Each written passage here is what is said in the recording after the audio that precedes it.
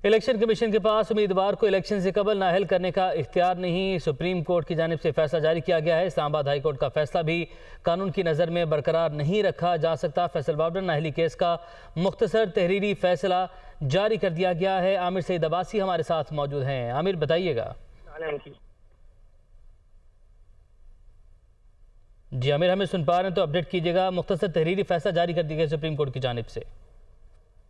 Court ने फैसल वाडा नाअहली case का मुख्तसर तहरीरी फैसला जारी कर दिया है, जो तहरीर किया है chief justice of Pakistan justice Umar Ata Bandial ने। और इस फैसले में ये कहा गया है कि फैसल वाडा ने अदालत को बताया कि 25 जून 2018 को शहरियत तर्क करने का सर्टिफिकेट मिला, लिहाजा अदालत में फैसल वाडा ने यह तस्लीम किया कि उनसे गलत बयानी हुई। लिहाजा इसमें यह साबित होता है कि फैसल वाडा 2018 में जब वो रुकने कौमी असम्बली बने थे, उस वक्त वो मेंबर कौमी असम्बली बनने के लिए अहल नहीं थे। लिहाजा उनकी जानिब से गलती तस्लीम करने पर आर्टिकल 62(1)F की बजाय आर्टिकल 63(1)C का इतलाक होता है।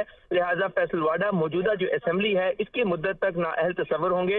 लिहाजा सुप्रीम कोर्ट ने फैसल वाडा को आइंदा इंतखाबात लड़ने के लिए तो अहल करार दे दिया है, लेकिन ये कहा है कि वो जो इस वक्त सेनेट की नशिस्त पर हैं वहां से वो फौरी तौर पर अपना इस्तीफा चेयरमैन सेनेट को भिजवा दें। सुप्रीम कोर्ट ने यह भी कहा है इनके पास उम्मीदवार को इलेक्शन से कबल नाअहल करने का इख्तियार नहीं है। और ये भी कहा अदालत ने कि जो फैसल वाडा को ताहयात नाअहल करने का इलेक्शन कमीशन का और इस्लामाबाद हाई कोर्ट का फैसला है उसको कलअदम करार दिया जाता है। लिहाजा सुप्रीम कोर्ट ने इस्लामाबाद हाई कोर्ट का वो फैसला भी जिसमें फैसल वाडा को ताहयात नाअहल किया गया था उसको बारे में भी कहा कि वो भी ताहयात उसमें नाअहली की गुंजाइश नहीं है, क्योंकि उनकी तरफ से गलती तस्लीम कर ली गई है और कानून की नजर में अब उनकी ताहयात नाअहली की गुंजाइश नहीं है। लिहाजा सुप्रीम कोर्ट ने फैसल वाडा को आइंदा इलेक्शन के लिए तो अहल करार दे दिया है, लेकिन मौजूदा असेंबली की मुद्दत तक उन्हें नाअहल ही करार दिया है, जो 5 साल मुद्दत है असेंबली की।